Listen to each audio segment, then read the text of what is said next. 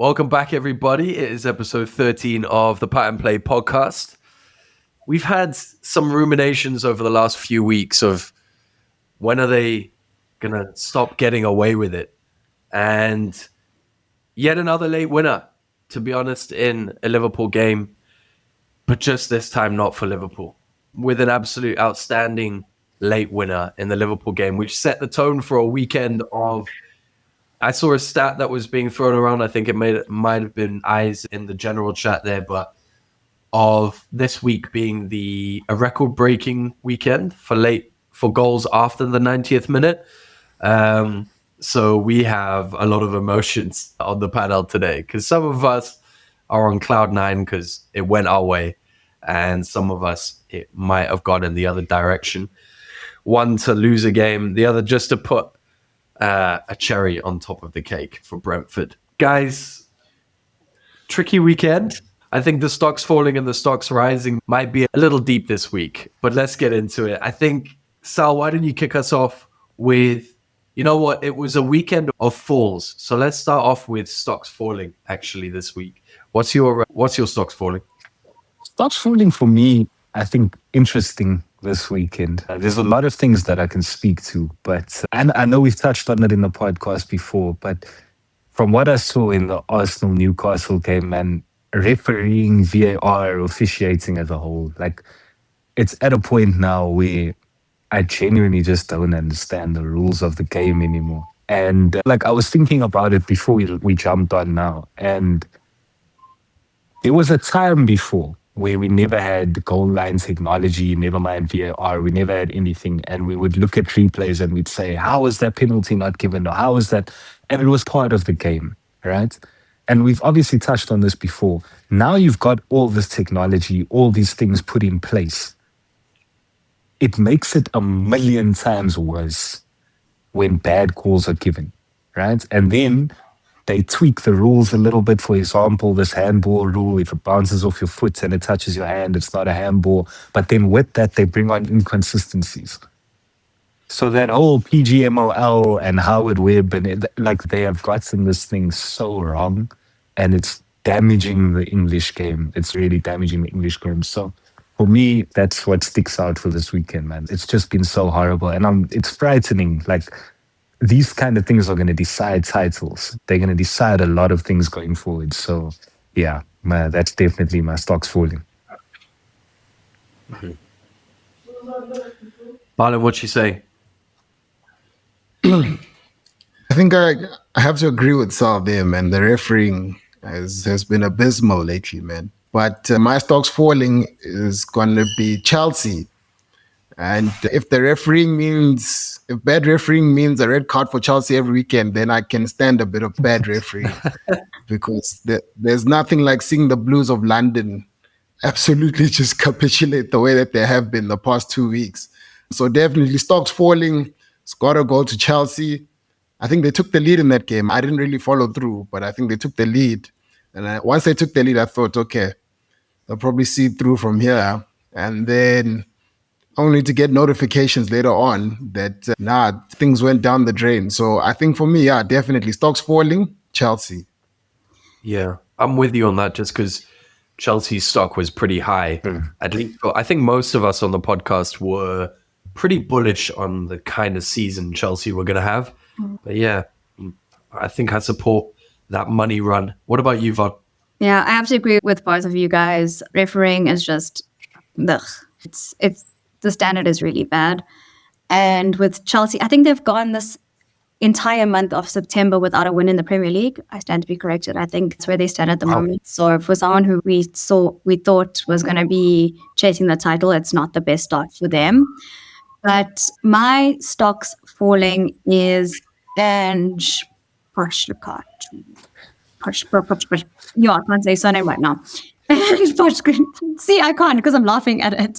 But Ange Ball, not winning right now. The fact that you guys got 2 goals up in the FA Cup, I think it was. Oh, no, Carabao Cup during the week. And you squander it to Swansea in the dying minutes of the game. You concede 3 goals. And then again, now against Sunderland, it's not working. And I actually said to my dad when we were watching that game, how many games do you think it's going to take until that Greek owner comes onto the pitch and starts fighting with him?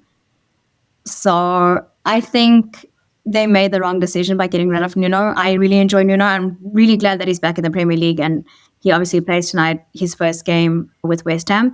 But I think Ange is just not the answer. It's not the answer.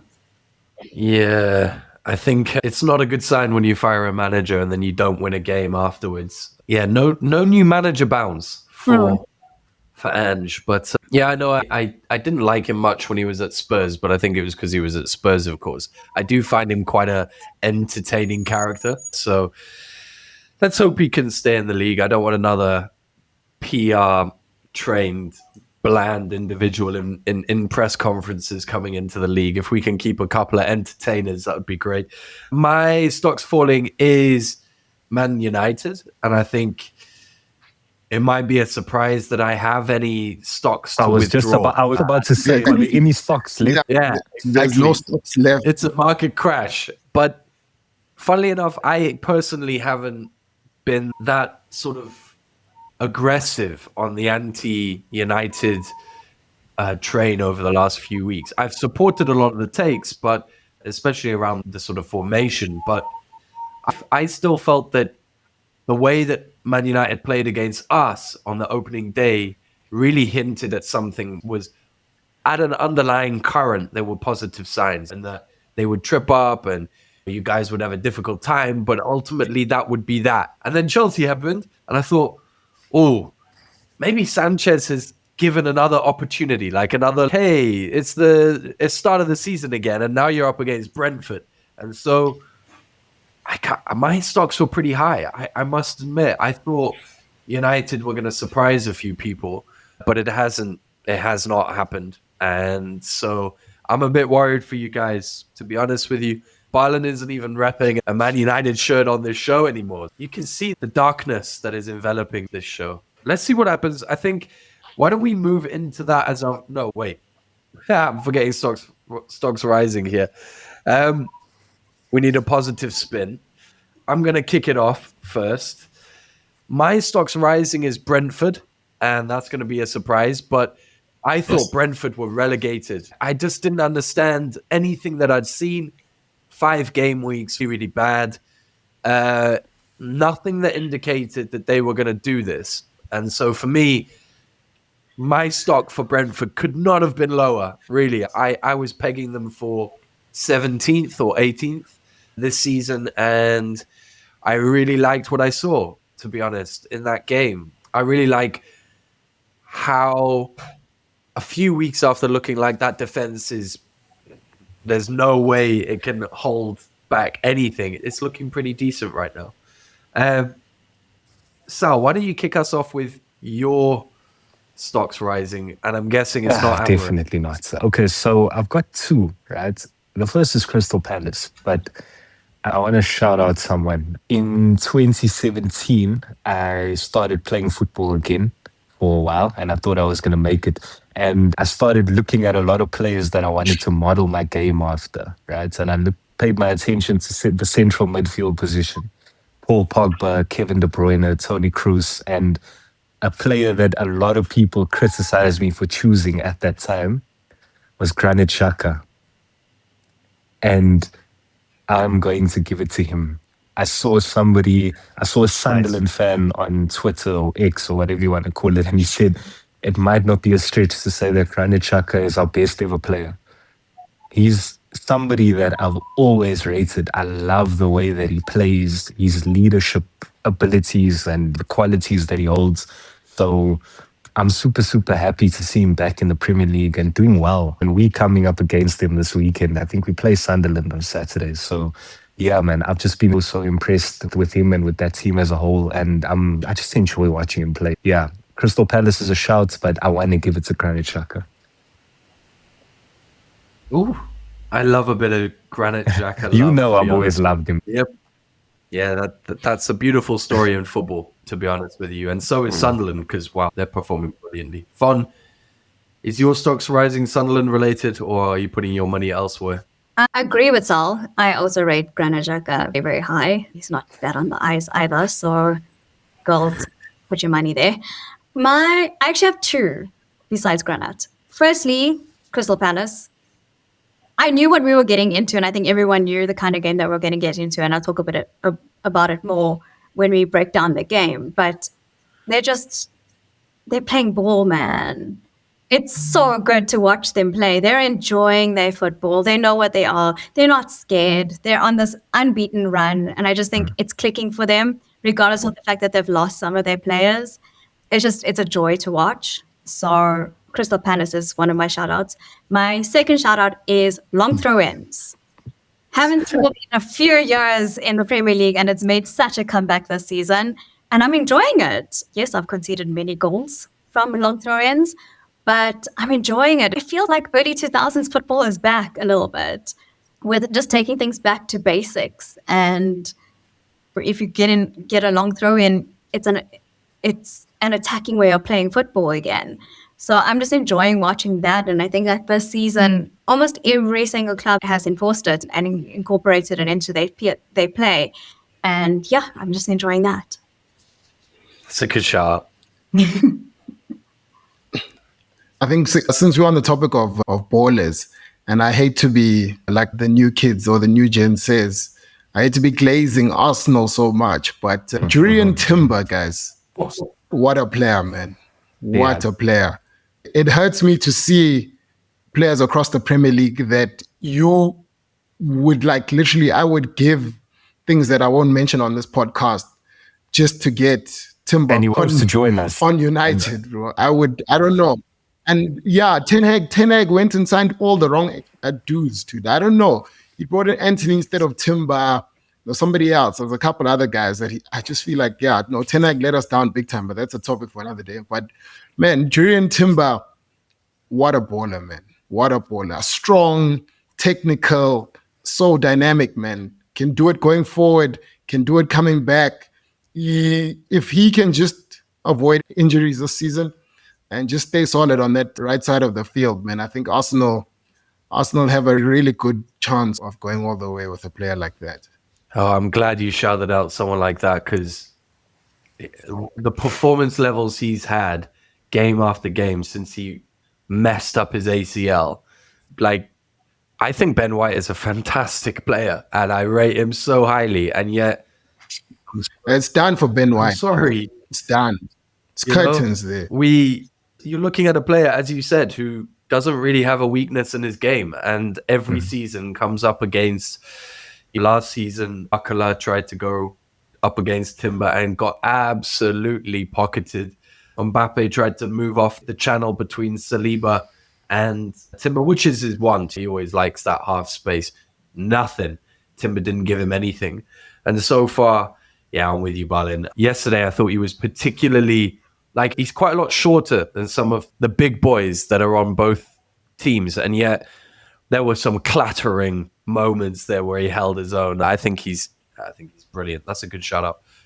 Woo! Let's move on to the Game Week 6 review. I think the United fans among us on the show are probably going to have to lead us into the weekend, as it was kicking off that way. We started with Brentford versus United. Sal, I hate to put you on it, man, but what are you thinking?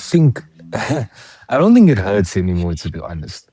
And I say that because it's like there's a numbness now. I'm at the end of October, I'll be married a year, right? And this entire year that I've been married, I've been telling my wife, this is my life. This is how I grew up. Football is everything. When Man United play, okay, we're making a plan. Okay, after the United game, before the United game, it has to be around the United game always.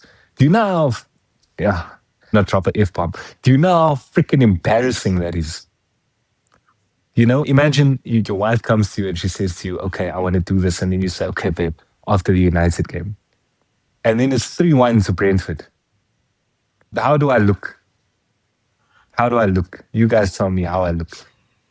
Fisco scored a goal. Loyal. And she says to me, oh, you guys scored. Oh, you guys scored. Hey, you got a goal. Come on, guys. What are we doing here? You know what I mean? It's embarrassing. We sacrifice, we rush home to watch games. I knock off from work on a Saturday at 1:30. I knock off at 1:30. It was a 1:30 kickoff. I was in front of my TV at 1:15 to see that.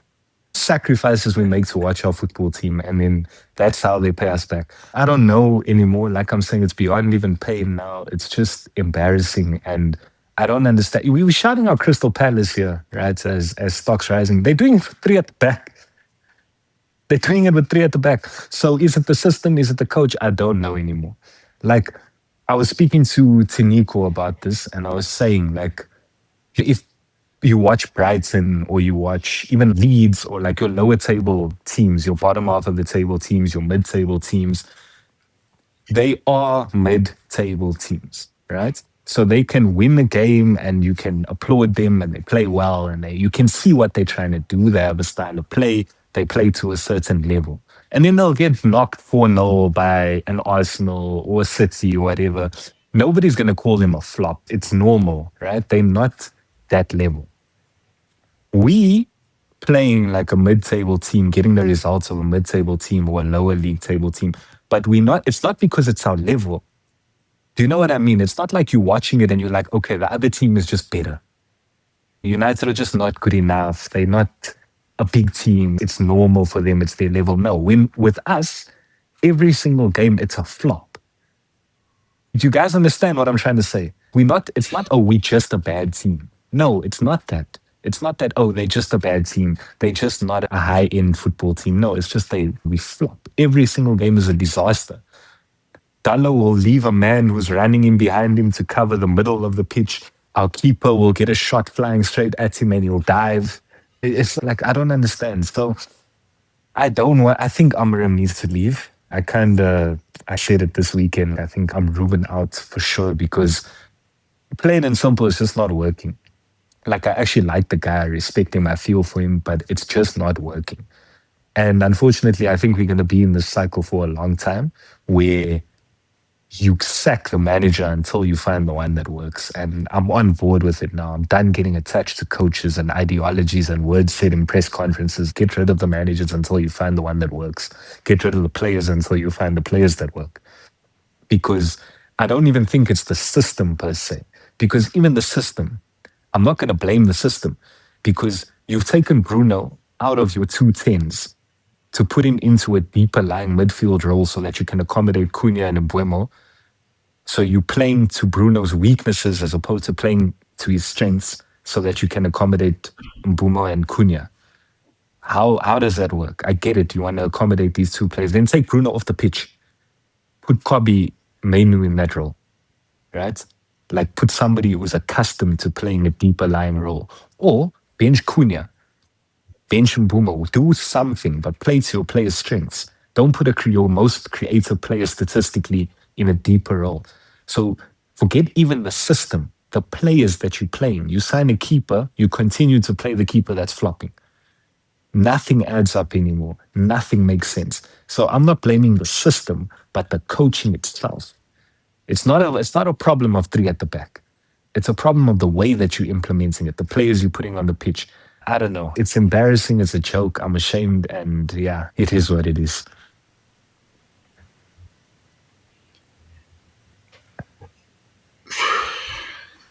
Oh, man. I don't, like, at this point in time, I don't know what conversation there is to be had about Man United because I feel like we've said everything that we possibly can about this team, except the fact that they're getting relegated. Like, that's probably the only thing to have a conversation about now is relegation because genuinely, I feel like we're at the point where that's what's staring us in the face. I'm out of words when it comes to this team.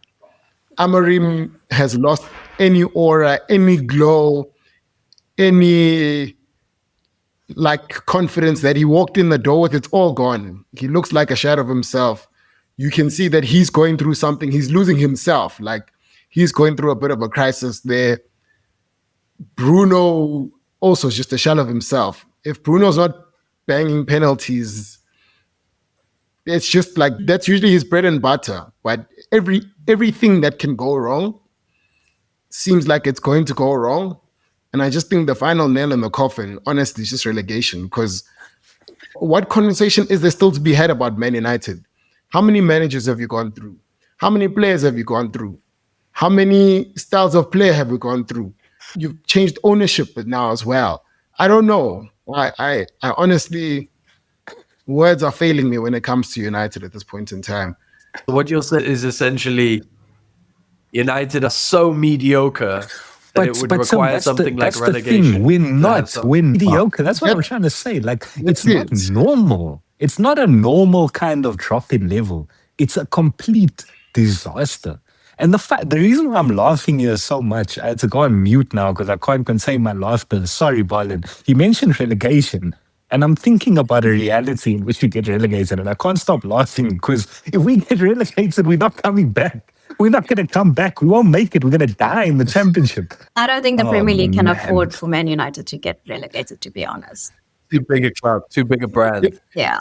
I wish United felt that way, Siobhan. I wish United felt that way. Because honestly, guys, if you're not getting results against Brentford, what do you think this is? Who do you expect to get results against? We got lucky against Chelsea. We started the first 10 minutes. They get an unfortunate red card, or while Sanchez does us a favor. And then before that, we're squeezing a 3-2 victory at Old Trafford against Burnley. We lost to Arsenal. City gave us a hiding. Fulham, and then who else did we play? Fulham as well. It's not looking good at all. If teams don't do us favors, we can't get the result with our own tactics, with our own the talent that's on the field. We can't. Would you say the Sesko goal? I hate to be the silver linings person. It took him three shots in one play to get the goal. Even the silver linings are dark. There's no positives to take away. And this is when you can see that United isn't a football team anymore. It's all about the revenue. When the players go post on social media, they drive me absolutely crazy. Because after every game, you get that whole match 22, however many of them there are, posting on their Instagram or their Facebook, not the result that we wanted, but we go again and we try again next week. That drives me absolutely nuts because we know next week you're gonna do even worse than you did the week before. It drives me absolutely nuts. Even the admin, like Man United admin on Instagram and Facebook. AirPods. Yeah, there was a post about with someone. It's driving me absolutely nuts, man. Yeah. Yeah. What and the his heck? AirPods matched his thing because he had yellow AirPods. Come on. Matched his kit. No one cares. They must find I see a lot of teams are finding these South African admin dudes that will play nice clips with Amapiano soundtracks and stuff like that. Do you know Man United needs something like that. You know what's funny at about least that? I can watch a reel or two. I was thinking, I remember when United first came onto Twitter. I think it was the year that David Moyes joined. So the year after Ferguson. United were very late to the social media thing. They were very late to it. Arsenal were on there, Chelsea were on there, London clubs were big on there, and the Spanish clubs. It's true. Man United was very late onto social media. And it's literally what they've become. It's a brand. It's a brand. All the revenue, all the following on social networks and whatever. When none of that mattered, when none of that was valued, is when that brand was built. And now it's just, Because now we just apologies FC. That's all. It's just apologies all the time. I'm not hearing many positives here. Vaughn, why don't we talk about all the positives from Palace, Liverpool? Honestly, positives to Brentford, like my Liverpool boys. Henderson with a great cross. Killer, he gave away the first goal, but he saved a penalty. Yeah, those were my positives. I don't always find a Liverpool angle. I think it's also at the point where opposition teams play United now. All their players think that there's something in there for them. There's a certain level of confidence that teams are bringing into games against United where dudes that haven't scored in 40 games are thinking, this is the game that I'm going to break my duck. Keepers that haven't kept clean sheets in 40 games are thinking, finally, this is it. I'm betting on Mbumo and Cunha and Sesko not to hit the target. It's honestly gotten to the point where teams are walking into games against United thinking, oh, finally, this is 3 points. This is the game to prove myself. Or if I'm And it's going through funny a you should dark, say that I haven't because got an assist when or we were something. This is younger, the game when to we get were it. a little bit of a better team, even after the Fergie era, we would lose certain games or draw certain games that you would have expected us to win. But I don't know if you remember, like good few years ago, still under Ferguson, when we played Basel and like someone like Shaqiri. Do you remember? And everybody was like, okay, you can see there's a superstar in the Shaqiri. team that caused us problems, right? Now it's not even that. Do you know what I mean? It's not like we're playing a Brentford and there's a star player there that's shining and we're like, and you know what I'm saying? That's exactly what I'm saying. Watch It's that like, Thiago it's dude not like score for we're the just next 10 giving games. giving people a chance to showcase, but it's not even a Shaqiri level player or someone of that stature. So it's like that again, it speaks to the downgrade in the standards of the club. It's a joke, and I never thought I'd say it, but the best football we played post Sir Alex Ferguson is under Ole Gunnar Solskjaer. I'm actually starting to feel that way. I haven't seen us play entertaining football since, and you guys know how much I hated that guy. So again, speaks to the way the standards have dropped at this club. It's, oh man. Okay, let's go. What Bonan is saying of how teams play united, I feel like Crystal Palace has that against Liverpool, to be honest. I think this is the third time we've played them in 5 months. And we're going to play them again at least another 2 times, obviously in the Premier League and then again in the Carabao Oh, do you guys Cup. have Crystal I think Palace that draws in now the the- 29th of October. Oh. We've drawn Crystal Palace in the Carabao Cup. So I don't know if this is just now the thing of let's play Crystal Palace. Because Crystal Palace, geez, they played a good game. First and foremost, I need to shout out their fans. Incredible atmosphere. It took me a little while to get used to having drums in English stadiums. I think Arsenal have done it, and now I see Crystal Palace are also doing it.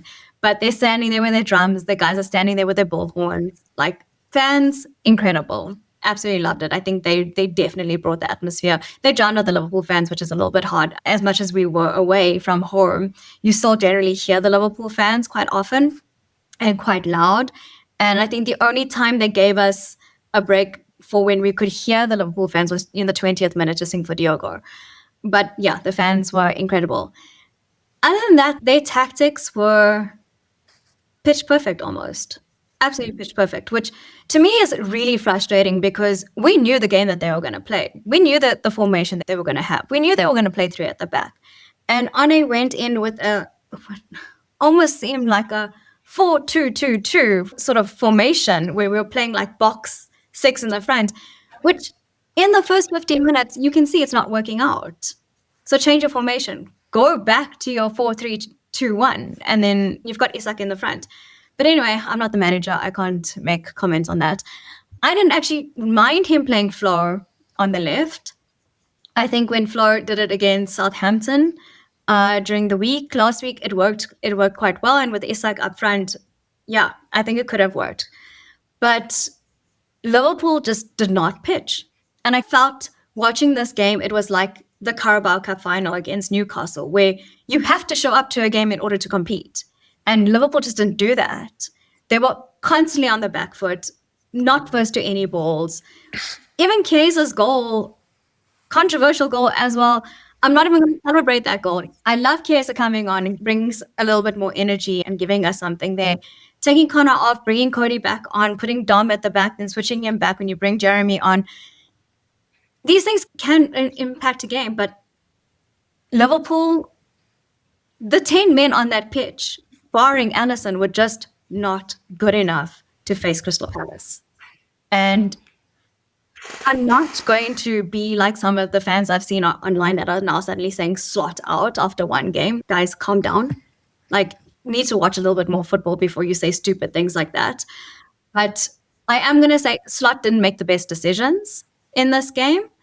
And his plan A, B, and C didn't work. And Crystal Palace's plan A worked to perfection. And I'm not going to say Liverpool are disgusting and dangerous and not playing great football. Tomorrow's another game. We'll be right back at it. I'm just going to say Crystal Palace, hands off to you, and I applaud your football. Well done, guys.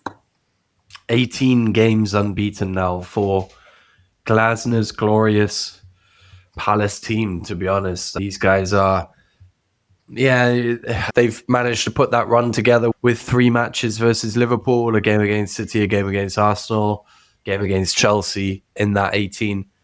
And here they are, still unbeaten. Glasner might need to be... Sorry, Tim. Quick shout out to their goalkeeper. Henderson is incredible. I've always rated him, and I think he should be the number 1 goalkeeper for England. We don't need to bring that up. Was he a Manchester United alumni? Yeah. Yes, he was.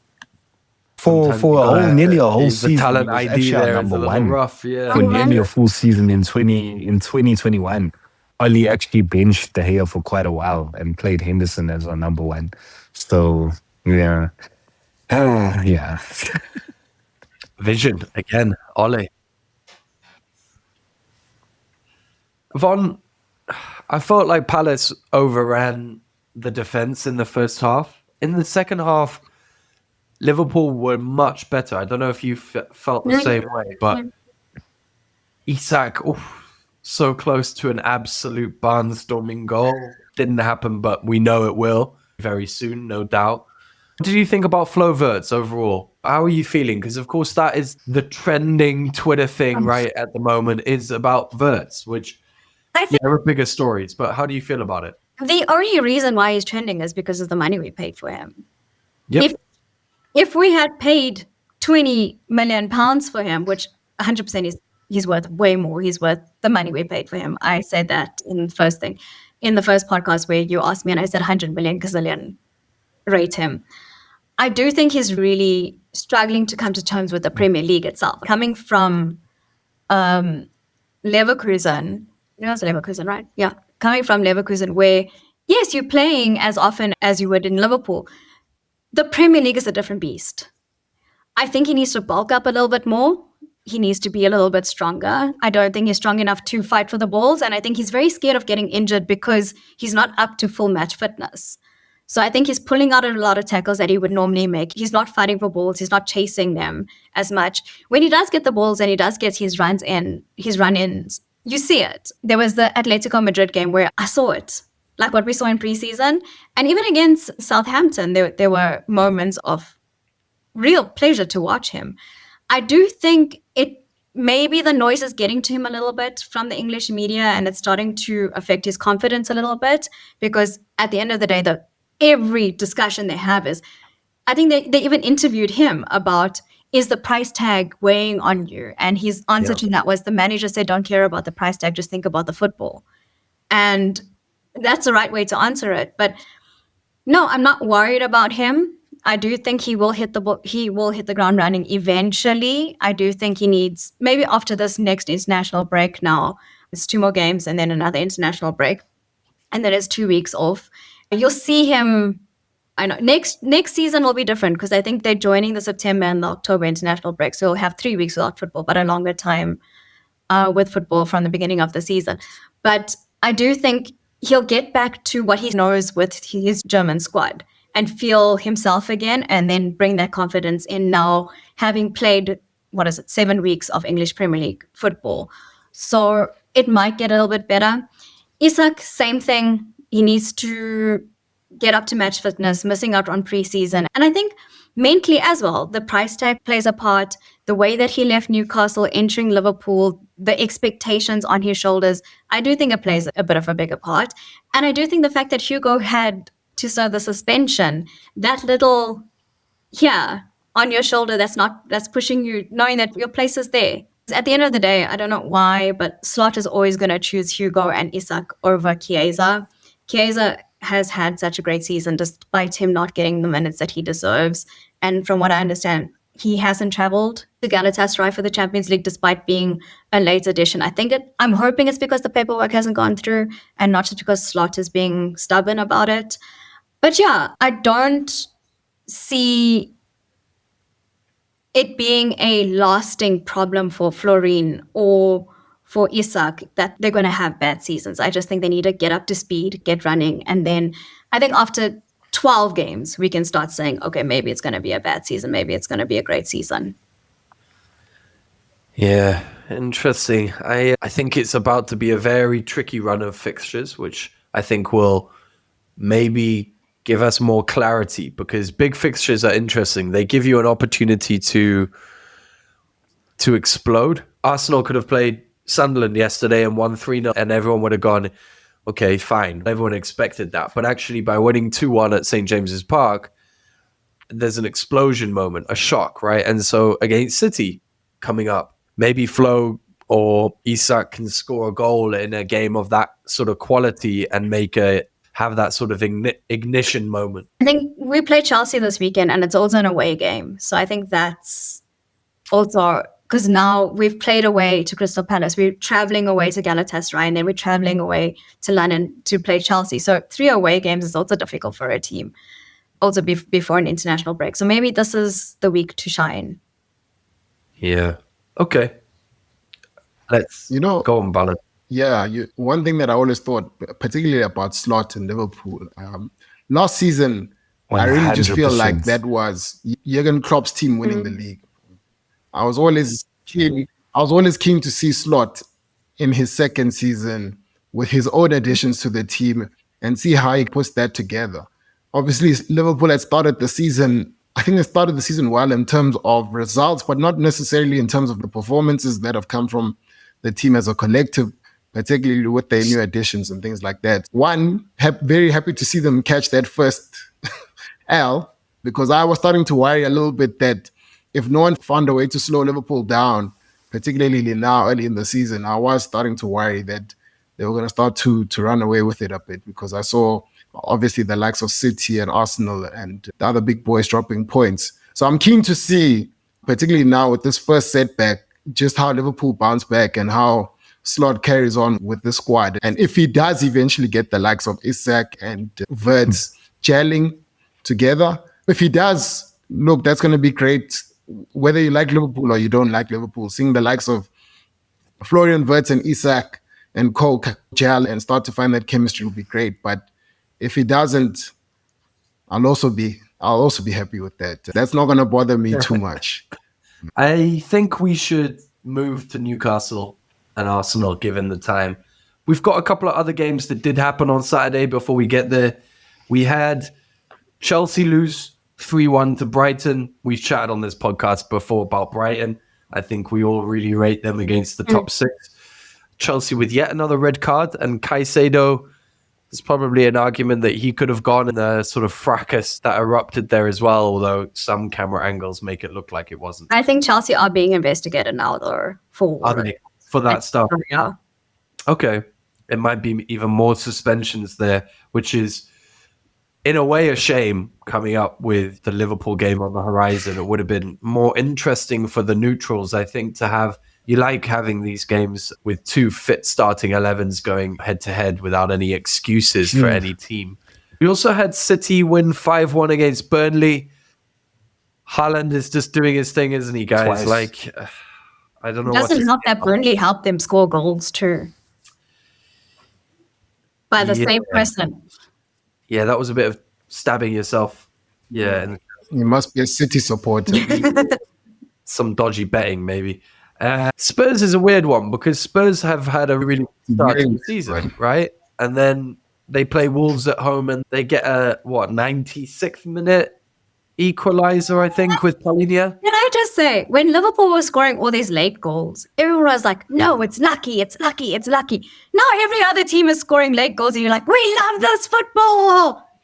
Why? That's true, but I think the only reason I said it was lucky is because if you do it in 4 or 5 consecutive games and you feel like almost every game on Saturday had a 90th minute goal. That's true, but for the fans involved there, it's their first time of the season with a third 90th minute goal to win it.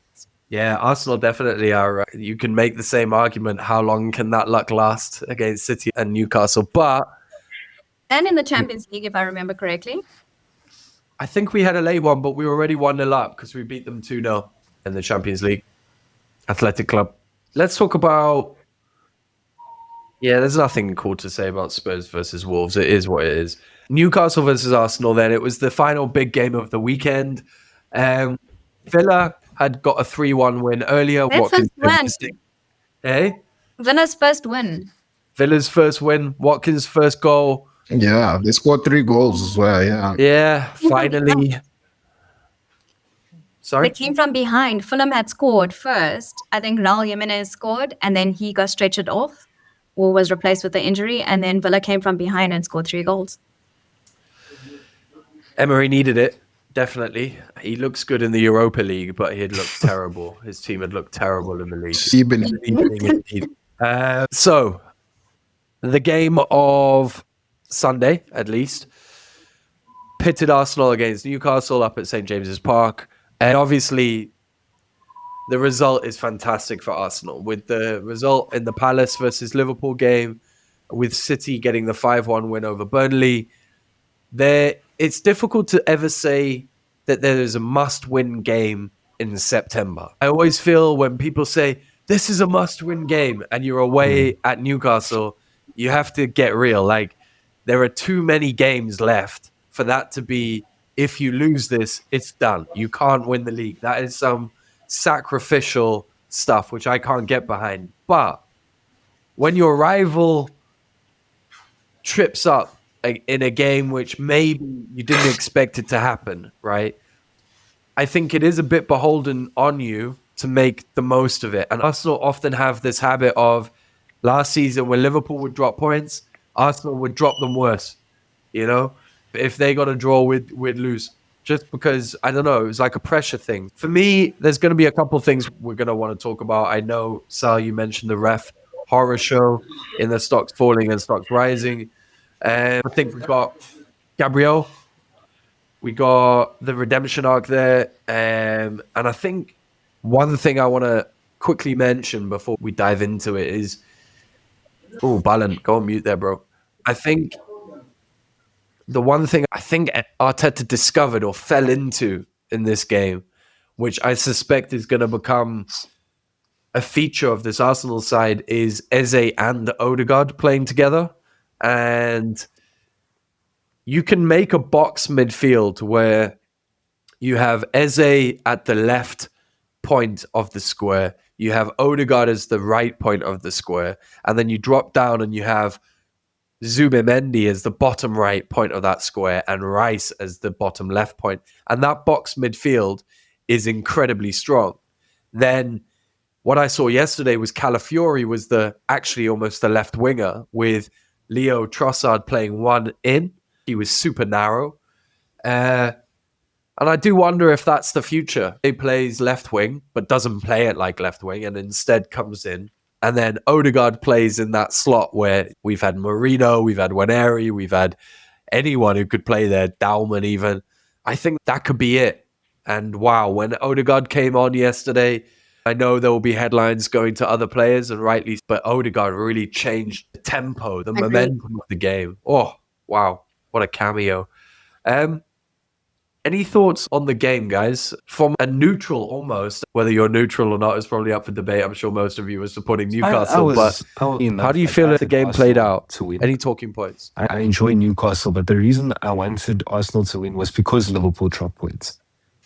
And there was obviously that whole thing now, like Byron said it in the last episode, Liverpool are running away with it and whatever. And obviously, I've got no skin in the game, so I want to see an exciting title race. I don't want to see a team run away with the title. So now that Liverpool drop points, I wanted Arsenal to win. I want all the teams to capitalize so that we have a bit more of a title race. So yeah, definitely happy that Arsenal got that win in the end. It was an exciting game. Again, I speak about the shocking refereeing in this league. And yeah, it's a mess. But taking that aside, an exciting game of football. It seems every game at St. James's Park is exciting. Like, whenever a big team goes there, it's a show. Even in the Champions League, when Barcelona went there, it was such a good game to watch. And Newcastle is a prime example of what I was speaking about with United, like how they will be in a certain position, but it's because they're flopping. Like, they are ridiculously bad. Like, it just doesn't make sense. Newcastle are very low on the table right now. But their football doesn't speak to that, right? They lost to Arsenal. They lost to Liverpool. They're losing to teams that are better, but with a fight. I can't slate Newcastle for anything that they're doing. Do you know what I mean? So I'm enjoying watching them a lot, but again, Arsenal showing that they belong in the title race, and it's going to be an interesting one to see. You were speaking about the dynamics of the Arsenal team and the different ways that squad can be fielded in an 11, right? That box midfield, for example. Funny enough, while you were talking, I was picturing, because I'm so intrigued by this three at the back system. And I was imagining a three at the back with the Arsenal squad, and it could work. It's a very dynamic squad. There's a lot of different shapes and systems that you can implement with a squad like that. So this season is going to be interesting because it's going to speak to the ability of Arteta as a coach. So I'm interested to see how that plays out because, like with Pep, for example, throughout his tenure at City, he's done a lot of different things. There's been a lot of different styles. He's won a title with the striker scoring 50 goals. He's won a title without a striker at all. He's done so many different things. So it's going to be interesting to see what Arteta does when he has a fully fit squad. So I'm excited to see that from a pure footballing standpoint. But yeah, that aside, the game was good, and I'm glad Arsenal got the win. So bring on the title race, man. Let's see how it goes.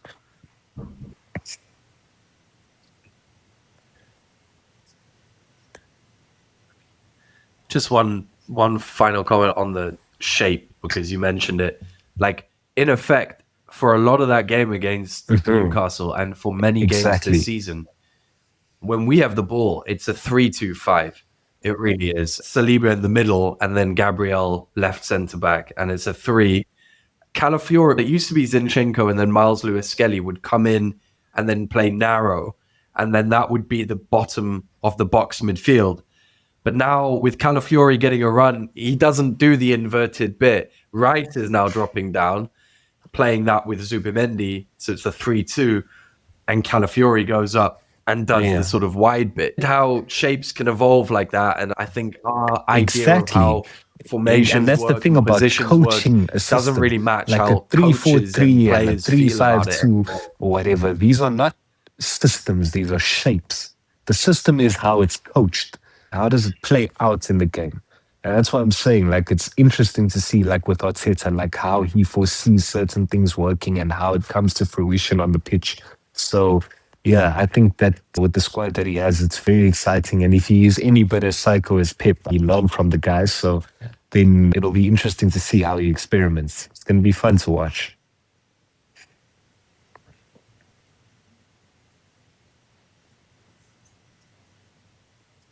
Yeah, it will be. Any final comments on that game before we move? I really enjoyed watching Eze and Saka link up together. There was a moment when I was watching, I'm like, it clicked. Like how we're waiting for new players to click in Liverpool, and we were saying the same thing about Arsenal, but there was just this magic between them, this understanding where in my head, I'm like, it clicked. And they know how to play with each other. But like with Rice just a little bit further behind, Eze playing almost in a number 10 sort of position, and then Saka running up and down. It made for great football. The pace was end to end at one stage of the game. I do feel like it was a very violent, hard game. There was some really rough tackles in there, and there was some weird referee decisions. I remember thinking, so Slot got a yellow card in the Liverpool game for being out of his technical area, like out of his little box. I don't think I've ever seen Mikel Arteta in his box, to be honest. But no, I love how passionate he is about the game. I love that he is that involved, and that he's almost like the 12th man before the supporters a little bit, which I love. It reminds me of Jurgen Klopp a little bit. Yeah. But yeah, I'm a little bit disappointed that Nick Pope gave away. He made the mistake for the last minute, trying to counterattack, and then it doesn't work out. It goes out. What are you doing? What is he doing? And even when the corner kick comes in, you're in the wrong position to start off with to try and punch away the ball. And another goalkeeper that I rate pretty high is Pope. But yeah.